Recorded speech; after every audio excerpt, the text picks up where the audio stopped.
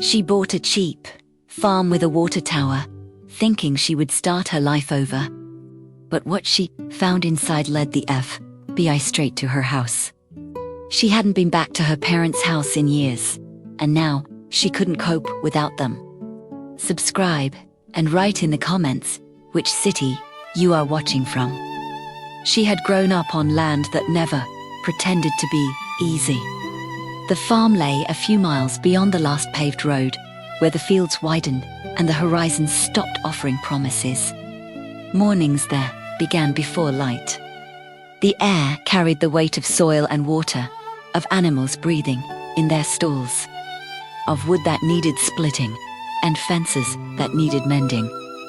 As a child, she learned early that nothing on the farm waited for you to feel ready.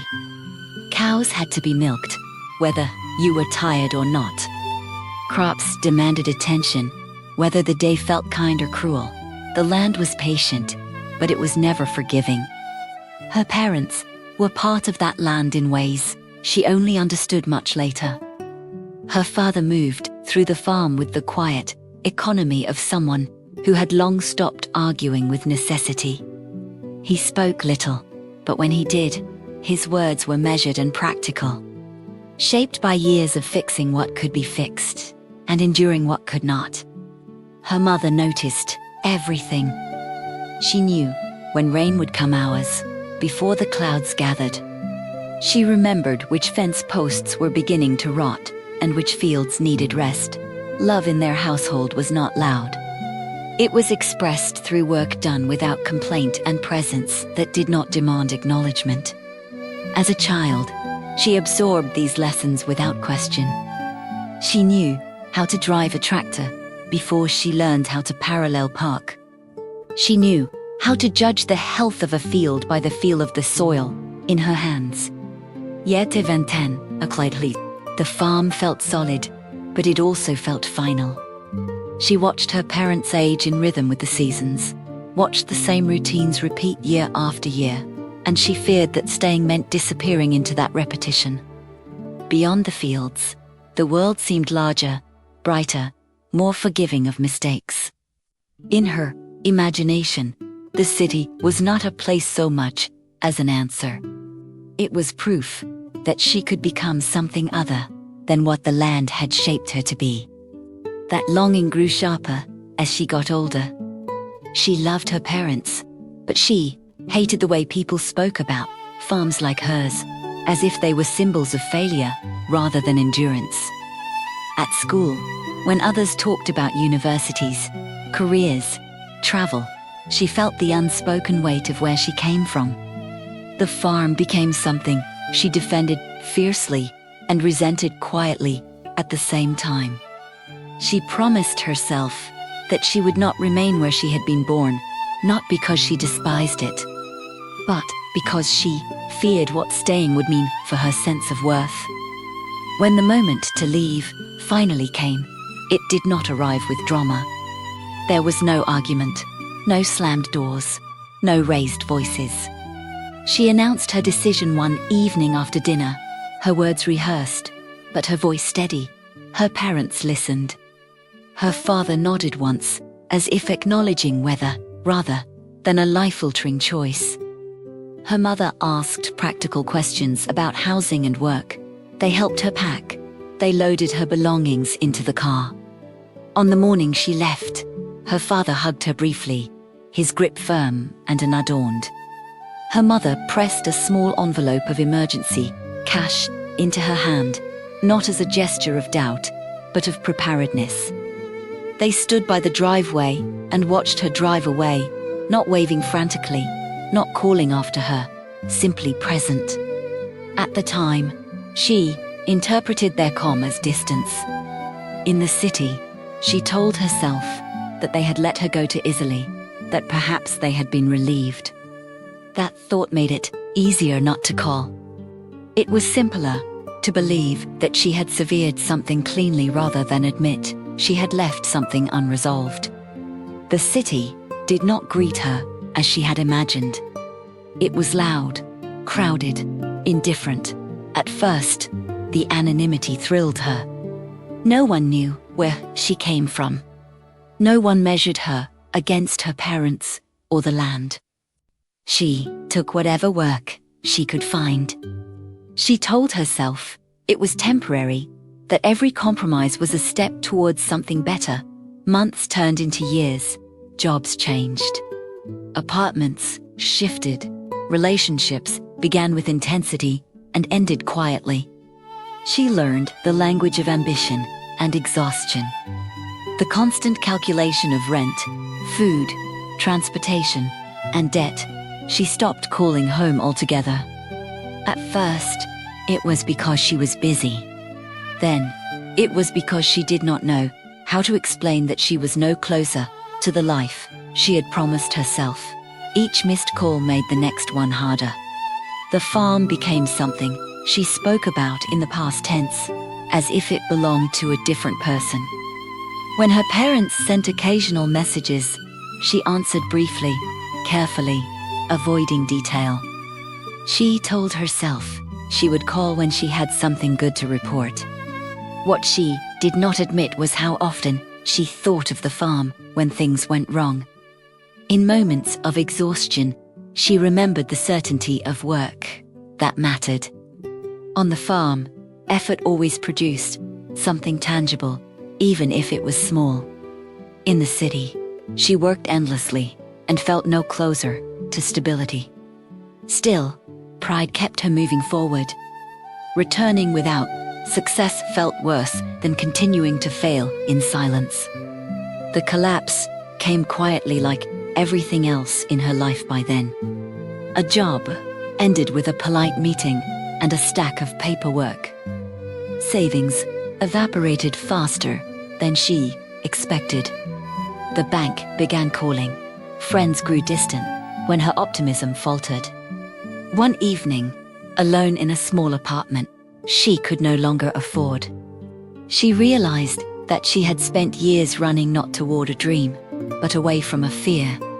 The city had not defeated her in some dramatic fashion. It had simply outlasted her illusions.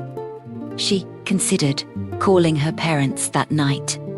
She picked up her phone, stared at their number, and put it down again. The shame felt heavier than the debt.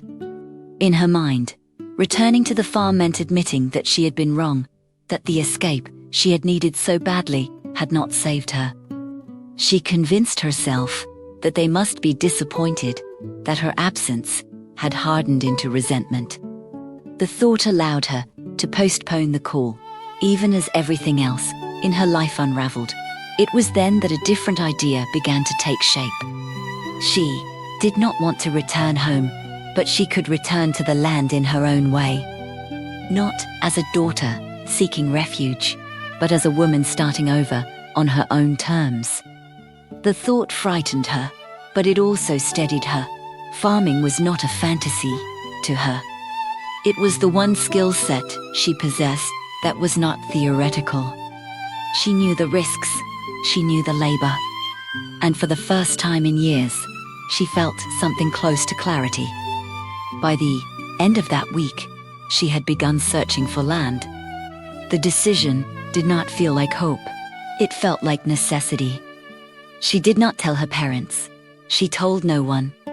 As she scanned listings late at night, the farm of her childhood lingered in her thoughts. Not as a destination, but as a reminder of what endurance looked like. She did not know yet that the choice she was about to make would bind her future, not only to the land, but to a past far larger and more dangerous than she could imagine. The decision to look for land did not come with relief. It came with a steady, almost mechanical resolve, the kind that followed panic once panic had exhausted itself. After years of improvising in the city, she found comfort in the clarity of search parameters and numbers. Acres, water access, distance from town, price. She made lists the way her mother once had, written in neat columns, as if order itself might hold things together. She told herself this was not a return, not an admission of defeat, but a redirection. The land would not be her parents' land. It would be hers, separate, earned through risk rather than inheritance. She searched late at night, sitting on the edge of her bed with a laptop balanced on her knees. The glow of the screen, illuminating a room already havocked, listings blurred together at first. Some parcels were too expensive, polished, and advertised with the optimism of people who had never worked the soil themselves. Others were cheap for obvious reasons, stripped of value by contamination, legal disputes, or sheer barrenness. Each listing felt like a possible future, and most of them ended the same way, with her closing the window and shaking her head. As the days passed, she began traveling outside the city to see land in person. She borrowed a car and drove through areas she had never bothered to explore before. Places where development had stalled or retreated altogether. She met landowners who spoke with resignation about declining interest, about children who had moved away and never returned. In their voices, she heard echoes of her own parents, and the resemblance unsettled her. Still, she kept her distance, reminding herself that this was not nostalgia guiding her, but survival. The idea of returning to her parents' farm surfaced repeatedly, uninvited. It appeared in small moments, like when she calculated the cost of fencing or imagined the first winter without proper shelter. Each time she pushed it aside. She had built too much of her identity around leaving to allow herself the simplicity of going back. She believed with a stubbornness she did not examine too closely that her parents would see her return as a burden rather than a reunion. One afternoon, she came across a listing that felt wrong in its simplicity. The price was far lower than comparable land in the area, even accounting for its distance from town. The description was sparse, the acreage was generous. The soil, according to the brief report attached, was workable. And then there was the structure mentioned, almost as an afterthought. An old water tower no longer in use. She clicked through the few photographs available. The land looked ordinary enough, slightly overgrown, but not neglected beyond recovery. The tower stood near the center of the property, tall and rusted, its cylindrical body casting a long shadow across the field. It dominated the image in a way that made her uneasy, as if the land itself had grown around it rather than the other way around. She stared at the screen longer than she intended to. The next day, she drove out to see it. The road narrowed as she left the highway, the pavement giving way to gravel, then dirt. The landscape grew quieter, less shaped by human intention. When she finally reached the property, she parked at the edge of the field and stepped out of the car. The air was still, heavy with the scent of dry grass and metal warmed by the sun. The land stretched farther than it had appeared in the photographs, gently sloping in places, uneven, but promising. The tower was more imposing in person. It rose from the ground with a solidity that suggested permanence, even in its decay.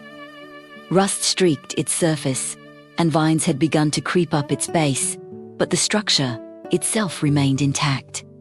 She circled it slowly, her boots crunching against gravel and weeds.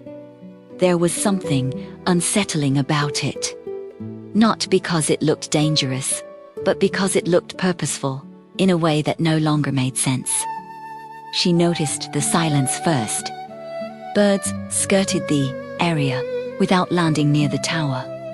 The wind shifted direction around it, as if diverted by an obstacle that refused to yield. She touched the metal briefly, half expecting it to vibrate or echo, but it was cold and still beneath her palm. Later that day, she spoke with a local man who lived a mile down the road. He leaned against his truck as he talked, his eyes never quite meeting hers. He told her the tower had been decommissioned decades earlier, that no one had ever bothered to remove it. He mentioned government ownership in passing, then shrugged and said paperwork had been lost or forgotten. People had tried to buy the land before, he said, but most walked away once they learned about the tower. Too much trouble, too many questions. The words stayed with her as she drove back toward the city. Too much trouble had defined much of her adult life already. Questions no longer frightened her the way they once had. If anything, the complications made the land feel attainable. It was not pristine. It did not come with promises. It came with responsibility and uncertainty, things she understood. That night, she sat with the numbers spread out before her, loan estimates, interest rates, monthly payments. The margin for error was narrow. One bad season could ruin her. Shuknitis. She also knew that waiting for certainty had brought her nothing but delay. When she signed the preliminary documents, her hand did not shake. The fear was there, but it had settled into something manageable, something she could work around. The weeks that followed were consumed by logistics. Paperwork passed back and forth. Inspections were conducted hastily, more concerned with liability than thoroughness. No one seemed particularly interested in the tower, beyond noting its presence. It existed in the margins of every report, acknowledged, but unexplored. When the sale was finalized, she felt neither triumph nor dread, only the strange calm that followed, irreversible decisions. She moved onto the land with what little she owned. The first nights were the hardest. Without the constant noise of the city, her thoughts grew louder. The darkness was complete, unbroken by street lights or passing cars. She lay awake, listening to unfamiliar sounds, reminding herself that she had chosen this. Each morning, she woke early and walked the boundaries of her property, learning its contours the way she once had as a child. The tower watched over everything. She avoided it at first, focusing instead on clearing a small area for temporary shelter and mapping out where future work would begin. Yet, her gaze returned to it constantly. It felt like a question she had not yet learned how to ask. Standing alone in the field, she began to understand that buying the land had not simply given her a place to start over. It had placed her in the shadow of something unfinished, something waiting. As she walked, memories of her parents surfaced more frequently. Her father's insistence on inspecting structures carefully. Her mother's habit of understanding a problem fully before addressing it. She wondered briefly what they would say about the tower. The thought made her pause, then continue working without answering it. By the end of her first week on the land, exhaustion had settled into her bones, but it was a familiar kind. It reminded her of seasons past, of days spent working until the body demanded rest. That familiarity gave her confidence. Whatever secrets the tower held, she believed she could face them. She did not yet realize that the tower was not simply a relic of neglected infrastructure, but the doorway to a history that would reach far beyond her land, far beyond her intentions, and draw her inexorably back toward the people she had been trying not to need. For several days after moving onto the land, she behaved as though the tower were simply another feature of the landscape. No different from a rocky outcrop or a line of old trees. She worked around it rather than toward it, clearing a small area for shelter, marking out where she might later build fencing, testing the soil with methods so ingrained that her hands remembered them without instruction. The work grounded her. Each evening she returned to her temporary shelter, exhausted in a way that felt earned, her muscles aching with a familiarity she had missed for years. Yet, the tower never left her awareness. It stood at the center of the property, like a fixed point around which everything else revolved. No matter where she worked, it remained in her peripheral vision, its height and shape asserting themselves against the sky. At night, when the land disappeared into darkness, the tower remained visible as a darker silhouette against the stars. She told herself she would inspect it when she had more time, when the immediate demands of survival had been addressed. The excuse grew thinner with each passing day. What finally drove her toward it was not curiosity, but practicality. Water management would determine whether the land could support her plans.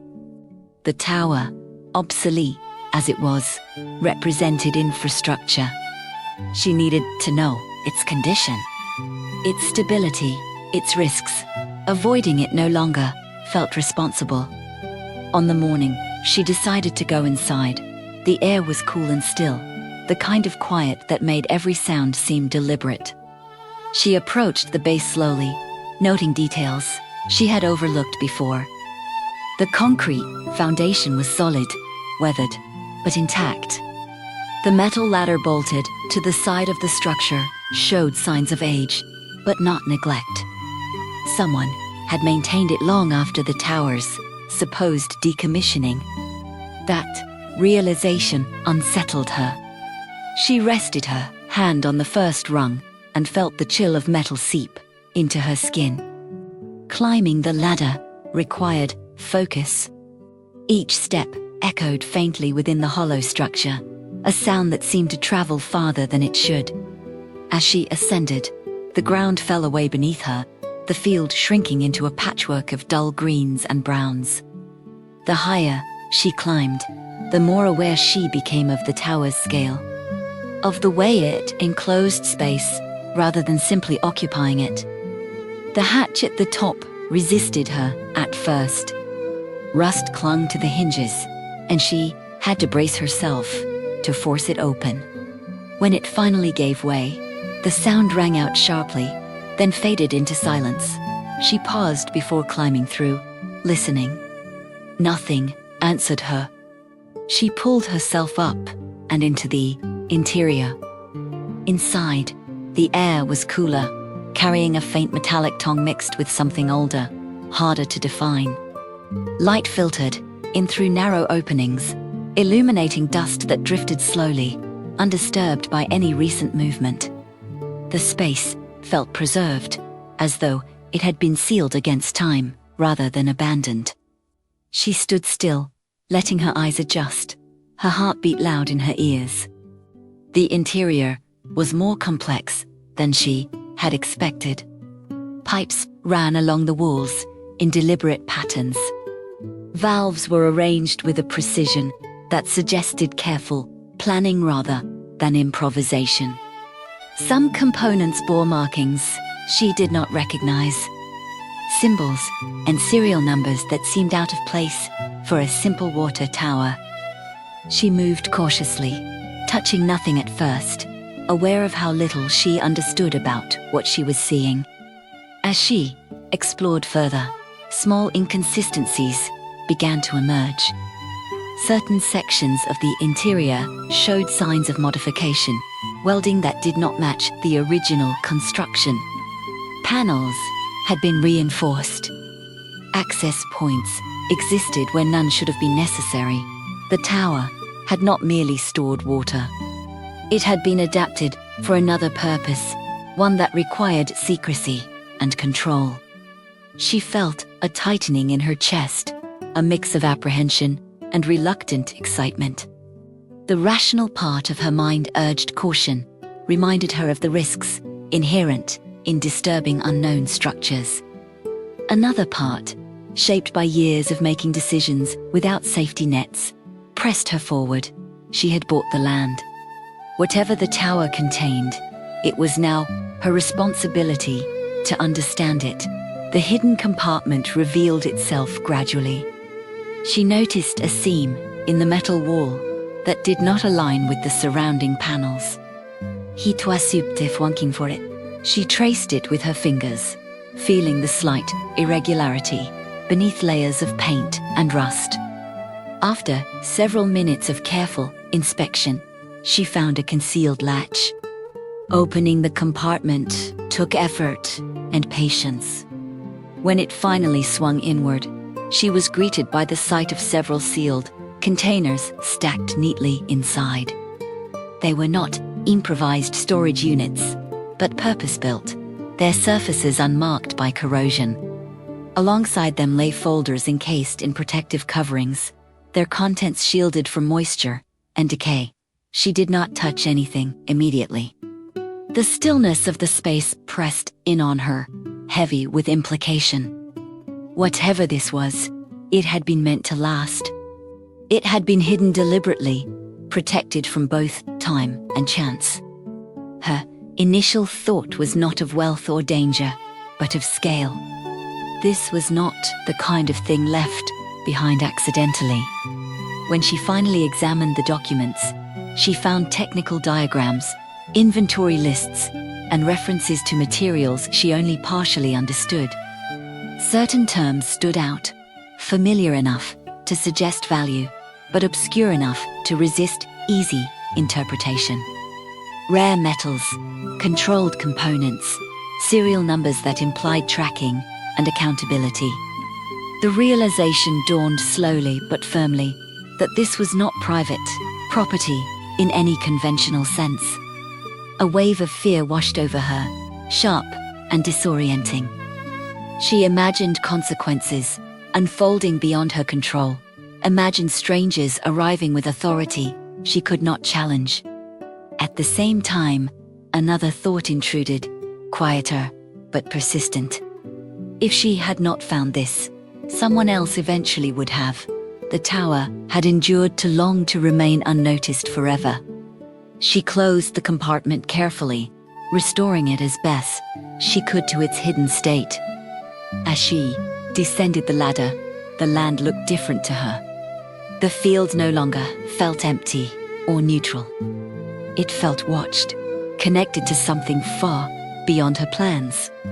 She worked the rest of the day in a distracted haze, her movements automatic, her thoughts circling the discovery she could not yet name. That evening, sitting alone as darkness settled over the land, she confronted the choice forming in her mind. She could attempt to profit from what she had found, sell pieces quietly, erase her debts, and disappear once more. The idea was tempting in its simplicity. It was also fragile, dependent on silence and luck she did not possess. The alternative was exposure, questions, involvement with forces she had spent her adult life avoiding. Her parents' faces surfaced unbidden in her thoughts.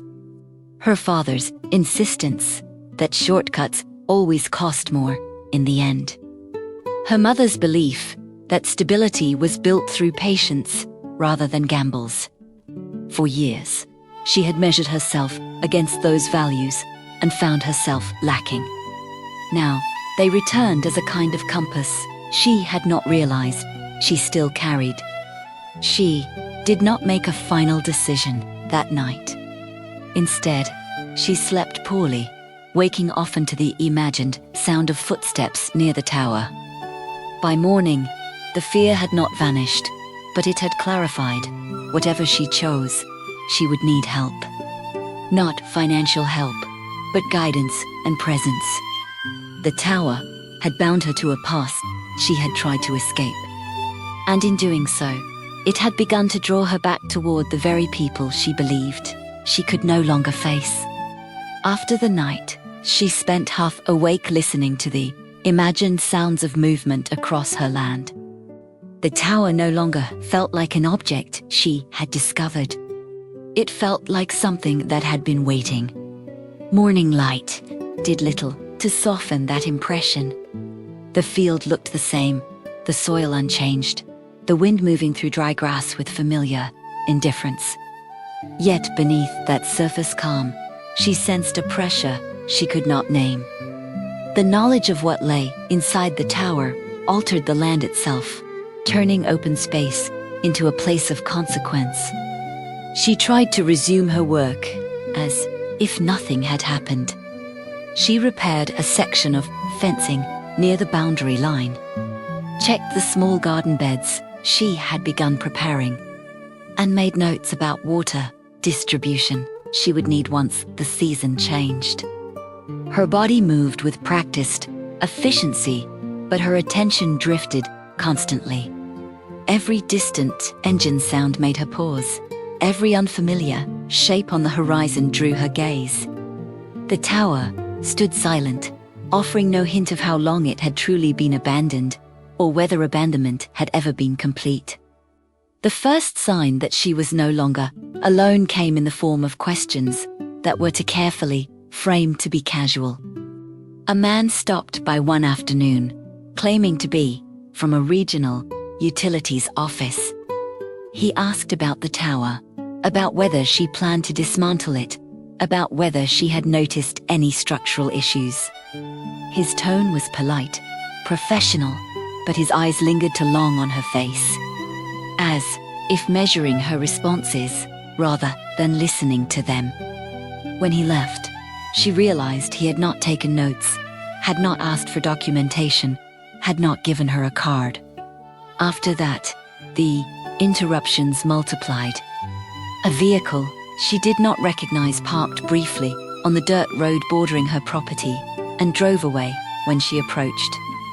Someone called her phone asking questions about the land purchase. Questions she had already answered during the sale. None of it was overtly threatening. That, she realized, was what made it worse. Whoever was paying attention to her did not need to rush. Her fear shifted from acute panic to something steadier and more corrosive. She understood now that the discovery inside the tower was not dormant.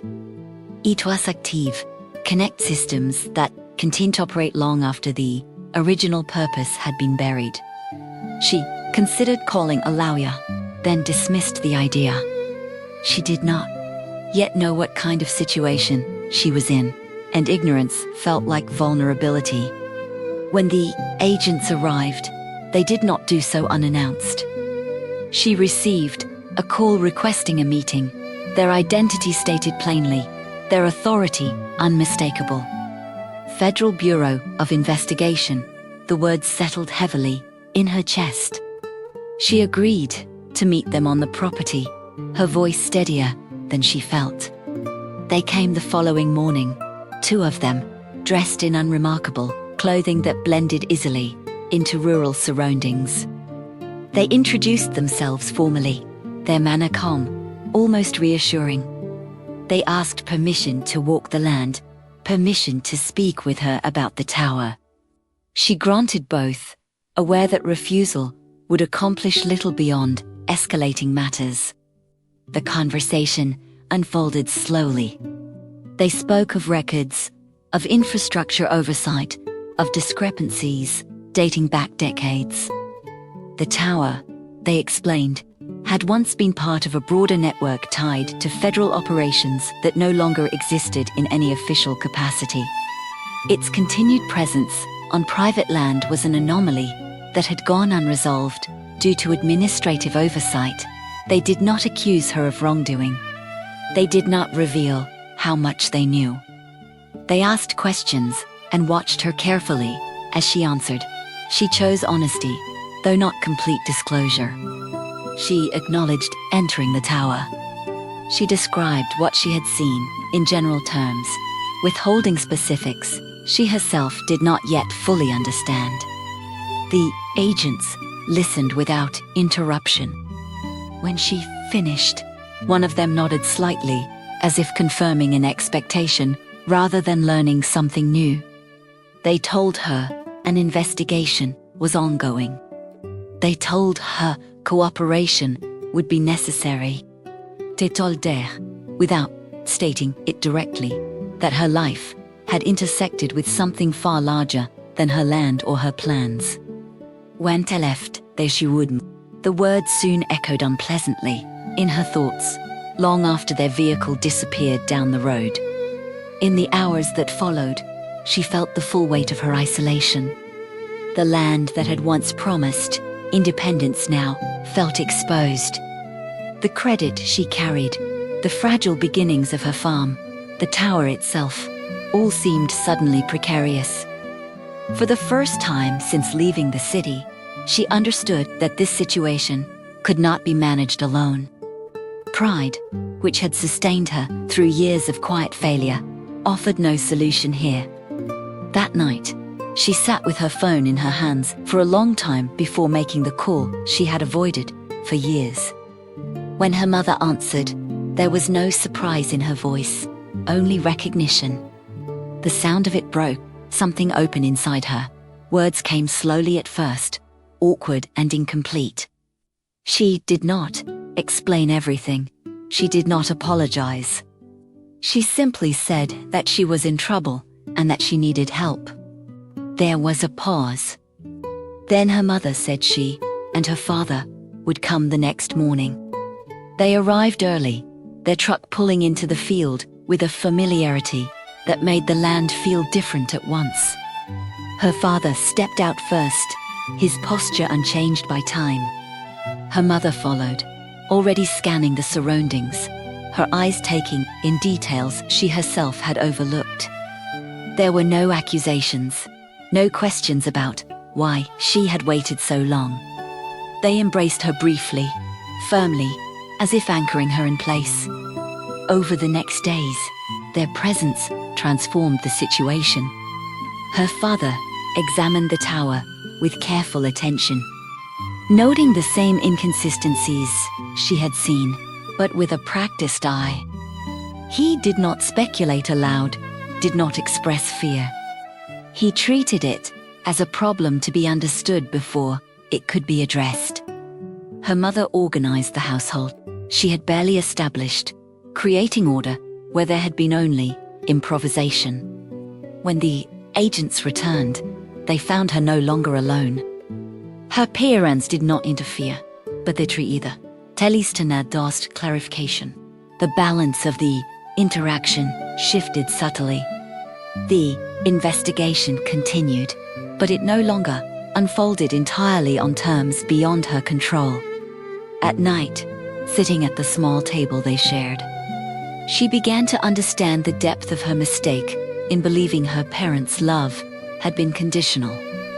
They didn't speak of the years she had been gone. They didn't ask her to explain herself. Their support was not dramatic or sentimental. It was practical, steady, and complete.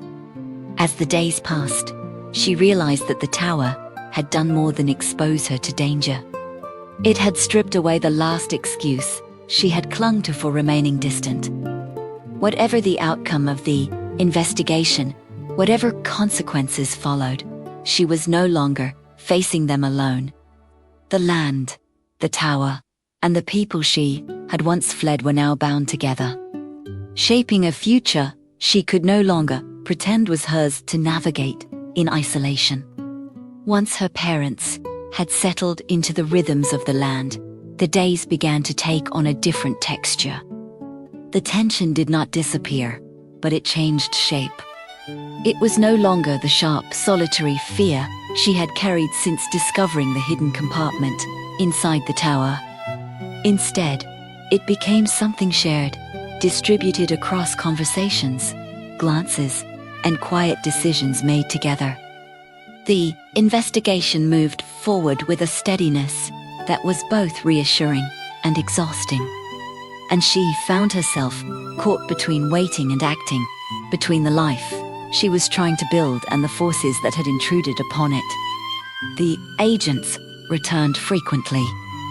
Sometimes they came with questions that circled the same points from different angles, testing consistency, patience, and honesty. Other times they came simply to observe, to walk the land again, to revisit the tower with equipment and specialists whose presence made the structure feel less like a relic and more like an active site. She cooperated fully, answering what she could, admitting what she did not know. Each interaction drained her, yet she sensed that withholding information would only prolong the uncertainty. The process was slow by design. Paperwork accumulated. Timelines were reconstructed from fragments of records and memories. The contents of the tower were catalogued and analyzed, their significance clarified piece by piece. She learned gradually that what she had found was not merely valuable in monetary terms, but sensitive in ways that extended far beyond her personal circumstances. The materials had been tied to programs long dissolved, their oversight lost amid shifting priorities and deliberate obscurity. What remained was a legal and moral tangle that could not be resolved quickly or quietly. Throughout it all, her parents maintained their quiet presence. Her father spent his mornings repairing equipment and assessing the land, as if asserting continuity in the face of disruption. He spoke little about the investigation, but when he did, his questions were precise. His comments grounded in experience rather than fear. Her mother took charge of daily life, ensuring that meals happened at regular intervals, that basic comforts were not neglected. In their routines, she found a sense of stability she had not known she was missing. In the evenings, when the work of the day was done, they sat together and talked in ways they had not before. Not about accusations or regrets, but about practical matters, shared memories, and the realities of starting over. Her parents did not frame her return as a correction or a failure. They treated it as a continuation, a different phase of a life that had not ended when she left. As the investigation progressed, she was presented with choices that tested her in ways she had not anticipated. There were moments when cooperation felt like surrender, when the slow pace and lack of clear outcomes stirred resentment. She wondered privately what would have happened had she chosen a different path. Had she attempted to profit quietly from her discovery? The thought no longer tempted her, but it lingered as a measure of what she had given up in choosing transparency. Those moments were tempered by clarity. Each time doubt surfaced. It was met by the knowledge that secrecy would have bound her to the tower in ways far more destructive than any investigation. She saw, with growing certainty, that honesty had not only protected her legally, but preserved something essential within her. She was no longer improvising survival. She was standing within it, exposed but intact. The resolution came without fanfare. One afternoon, the agent sat with her and her parents at the small table in the temporary shelter and explained the outcome of their work. The materials found within the tower were confirmed to be part of a closed federal case. Their continued concealment, the result of negligence rather than intent. Her cooperation had allowed the matter to be addressed without escalation. There would be no charges, no seizure of her land. The tower itself would be formally decommissioned under supervision, its contents removed and documented. There was also, they explained, a provision for compensation. Not a reward in the celebratory sense, but a formal acknowledgement of her role in preserving materials of significance and in preventing potential misuse. The amount was substantial enough to alter the trajectory of her life, though it came wrapped in conditions and oversight that reflected the seriousness of the matter. When the agents left, the silence that followed felt different from those she had known before. It was not heavy with fear or uncertainty. It was reflective, almost reverent. She sat with the knowledge that her debts could be cleared, that the land could be developed without the shadow of financial collapse. The realization did not bring the exhilaration she might once have imagined. Instead, it brought a quiet sense of alignment. That night, she spoke openly with her parents in a way she had avoided for years. She acknowledged her fear of returning, her belief that she had disappointed them. Her father listened, his expression thoughtful. Her mother reached for her hand and held it steady and warm. They told her simply that they had never measured her worth by her proximity or her success. They had waited because they believed she would come back when she was ready, in whatever way she chose. The words settled into her with unexpected weight. She understood then that the reckoning she had feared was not one of judgment, but of truth. She had not needed to prove herself worthy of belonging. She had only needed to allow herself to be seen. In the days that followed, the practical implications of the resolution, be it loans 10 paid off, plans she had sketched, and uncertainty gained definition. The land felt lighter, no longer burdened by secrets that did not belong to it. The tower, though still standing, had lost its power over her imagination. It was no longer a threat or a temptation. It was a structure with a history that had been acknowledged and contained. As she walked the fields with her father one morning, discussing crop rotation and water access, she realized that the most significant change had not come from financial relief or legal closure. It had come from her willingness to stop running, to confront both her past and her present without disguise. The choices she made now were not reactions to fear, but commitments to a life she was prepared to sustain. The reckoning had not undone her mistakes, but it had placed them in context. They were part of a larger narrative, one that did not end with failure or success, but with understanding. And as she stood on the land she had chosen, surrounded by the people she had once believed she could not face, she sensed that the future unfolding before her was not a reward, but a responsibility she was finally ready to accept. Time did not transform the land all at once. It worked slowly, in increments, so small that they were noticeable only when she stopped to look back. Weeks passed, then months, and the sharp intensity that had defined the early days after the investigation faded into something steadier. The land absorbed the changes quietly, as it always had. Grass grew where it had been cleared. Fences settled into place, paths formed beneath repeated footsteps. The farm began to take shape not as an idea, but as a living system responding to care and attention. The tower remained standing throughout that process, but its presence changed. After the federal work was completed and its contents removed, it was no longer a sealed question. Inspectors came, engineers assessed its structure, and official documentation was filed. What had once been a source of anxiety became a matter of logistics. The tower was reinforced where necessary, stripped of its hidden compartments, and reclassified for a new legitimate purpose. Its transformation was gradual, mirroring her own. With the financial burden lifted, she was able to make decisions without desperation. She invested carefully, prioritizing sustainability over expansion. Water systems were installed and tested.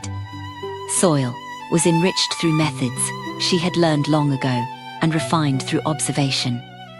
She did not rush. She remembered too clearly what haste had cost her in the past.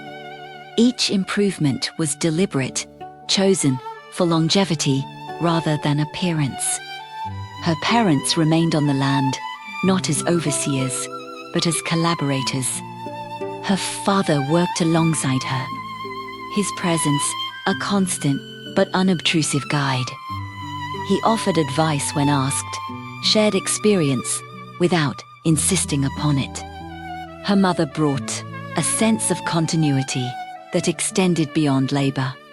She marked time through meals, through the rhythm of days that felt both familiar and newly claimed. Together, they formed a household not defined by obligation, but by shared purpose. The tower's new role emerged naturally from the needs of the farm. It was converted into a functioning water storage and distribution point, integrated into a broader system that relied on efficiency rather than excess. Solar panels were installed nearby, their quiet operation a counterpoint to the tower's industrial past. What had once represented secrecy and danger now served transparency and stability.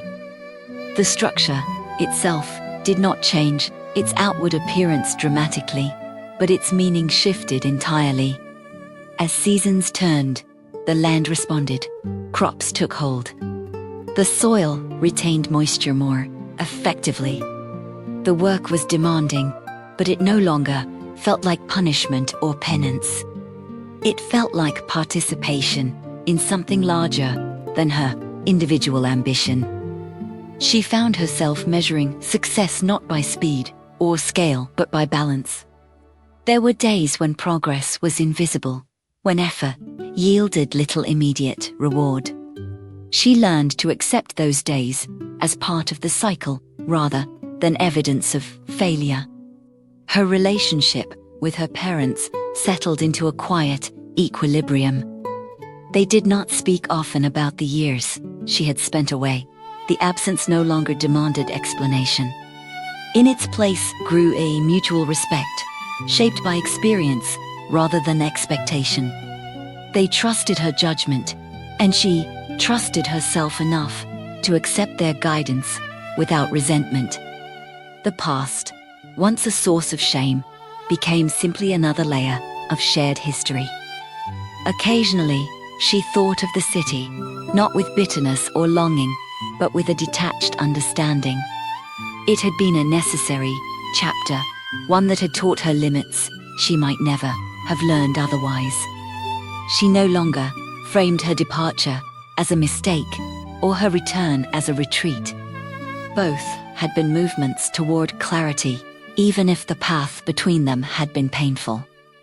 One evening, as the sun lowered behind the fields, she stood near the base of the tower and watched its shadow stretch across the land. It no longer felt imposing. It belonged to the landscape now, integrated rather than dominant. She realized that fear had never resided in the structure itself. It had lived in uncertainty, in the refusal to confront what lay hidden. Once exposed and addressed, the tower lost its power to intimidate. The farm began to draw quiet attention from others in the area, not curiosity, but respect. She did not advertise her story, and few knew its full extent. That privacy felt appropriate. The land did not need spectacle, it needed stewardship. In moments of stillness, she reflected on how close she had come to choosing a different path when she first discovered the hidden compartment. The memory no longer frightened her. It reminded her of the values she had returned to, not out of obligation, but out of recognition. Honesty had not been the easiest choice. It had been the one that allowed her to remain whole. Her parents eventually spoke of returning to their own farm, of resuming the life they had never abandoned. The idea no longer filled her with dread. She knew now that separation did not equate to loss. They would remain connected by more than proximity. When the time came, she helped them prepare. Their departure marked not by absence, but by continuity. On the morning they left, she watched their truck disappear down the same road she had once driven away on, burdened by uncertainty. The memory no longer stung. She understood now that leaving and staying were not opposites, but parts of the same movement through life. What mattered was not where one stood, but how fully one inhabited that place. As dusk settled, she returned to the tower one last time that day, resting her hand against its surface. The metal was warm from the sun, solid, ordinary. It stood not as a monument to secrecy, but as evidence of adaptation. The land stretched around it, alive and responsive, shaped by effort rather than fear. She turned away and walked back toward the house, confident in the knowledge that she was no longer running from her past or chasing a version of herself defined by escape. She was living within the balance she had sought all along, grounded in work that mattered, supported by love that had never wavered, and guided by a clarity earned through endurance. The tower no longer inspired fear because it no longer held power over her. It was simply part of the landscape she had chosen and the life she was prepared to sustain.